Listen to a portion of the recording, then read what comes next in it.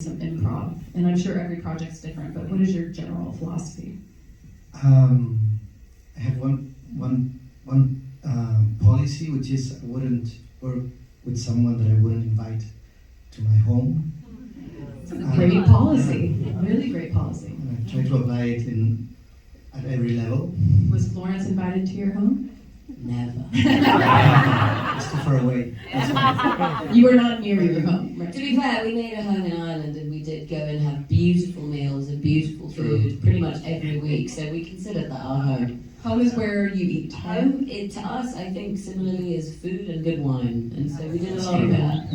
Absolutely. But continue, sir. No, but I need to create a set that is where you can be foolish and also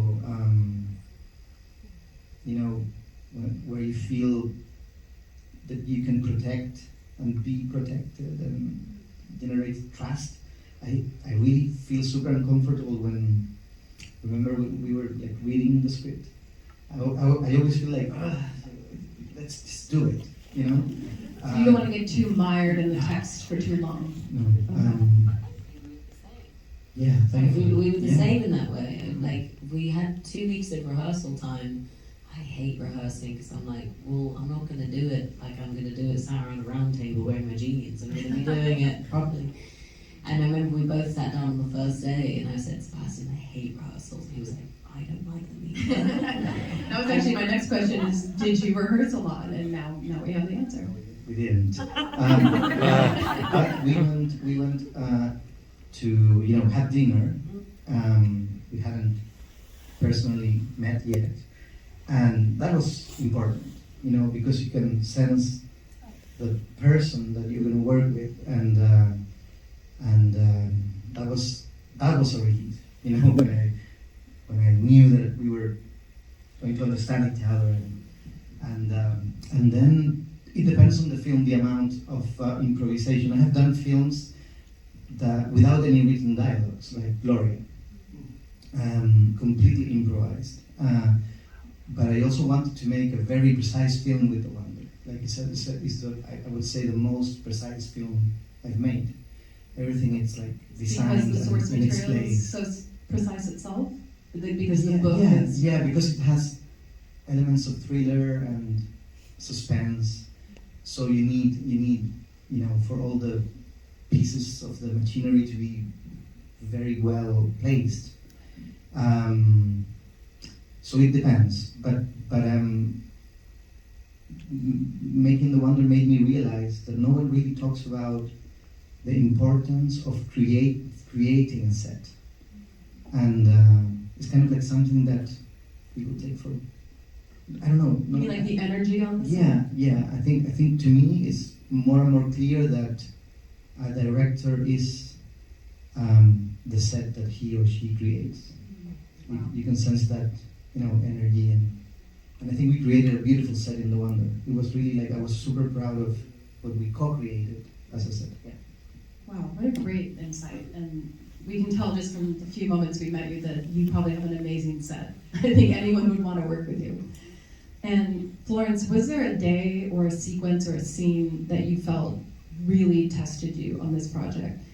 And how did you get through it, whether through his counsel, his support, or was there something that you sort of had to do with yourself, taking a moment, taking some extra time to get through that?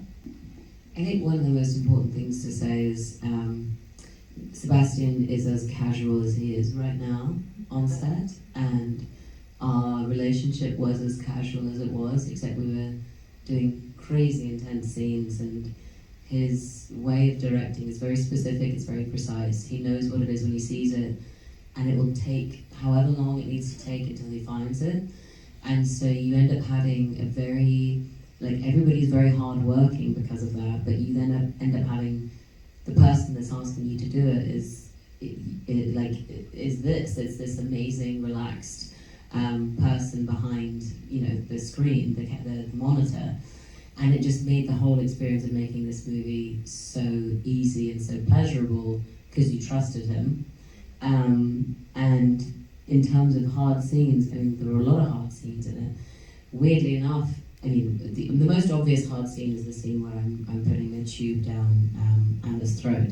But that's for obvious reasons, and I knew when I read the script that that was going to be hard. And there's always one scene in every film, and I tend to pick some odd storyline films.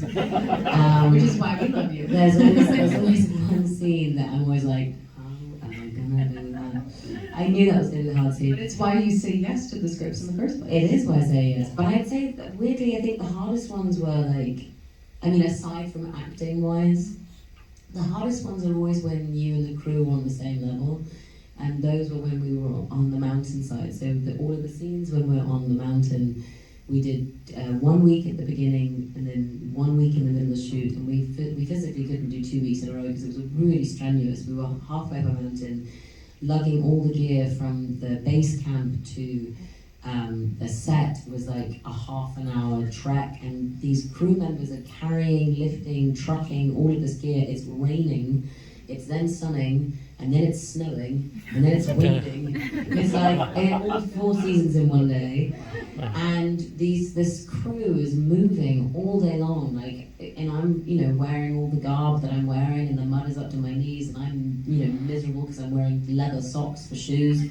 But the crew is also doing everything, if not harder, and I think those days are where you go, this is so hard, but we're all doing it, and that is when you really understand what a really good set feels like.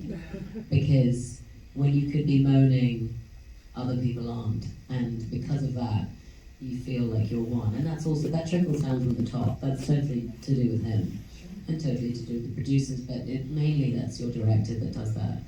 And those were the hardest days, and yet I seem to think that we had weirdly the most fun on those days. Well, when you're kind of suffering a little bit, you tend to rely on humor and levity to get you through. Yeah, I mean there was okay, so but halfway up the mountain that we're in it's peat. It's a specific type of earth that is dug up and it's burnt in Ireland, which I don't think you're allowed to do anymore because it's the ground and you're not allowed to cut up this peat. But we moved locations, and in this specific location on this mountain, and everywhere you could go, you could see on the mountain where we were going, because people would be like lifting camera equipment over there, so you could see where you were going, but it was like a 30-minute walk, or like a 10-minute walk, but in me and my dress, it was like 30. For dramatic purposes, we'll say it was 2 hours! Anyway, we moved over, and Sebastian was like, okay, so this is the bit where you know what you're going to do. You know you're going to walk to the house, and you see the house, and you know that you have to take the child. And I was like, okay.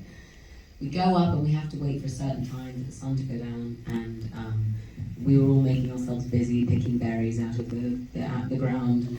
And suddenly, at this certain time, all of the crew members start getting out their like mesh hats, their midges hats, and the midges in Ireland was it was so bad.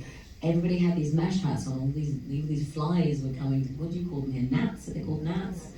Yeah, and I obviously can't be wearing one of these midges gnats hats when we're doing this bit, and everybody's got these midges gnats hats on, and I then have to take mine off, and there's like a black cloud of flies, which you can't see on camera. Fantastic. So then I'm doing this bit where I'm walking across, and it's the end of the day, and I'm now getting to the end of my everybody is, but I've now got gnats in my face. And we do this one take, and I see Sebastian at the corner of the camera being like, yes. And just as I look at the house, I feel a bloody gnat go up my nose, and I punch myself in the face, and I go, oh my God, there's a fly on my nose. Anyway, so those are the days. But you'd never know that when you watch it, there's a fly on my nose. These are the stories we tell young people about the lack of glamour in this business. Yeah, and not to hire animals. Yes, you work with animals. That was like rule number 1. That's a great story, thank you. Before we run out of time, I don't want to forget to mention this amazing young girl who you worked with. Yeah, she's really good. And Sebastian, I saw it when you were at Toronto, you described the process of casting her as scary.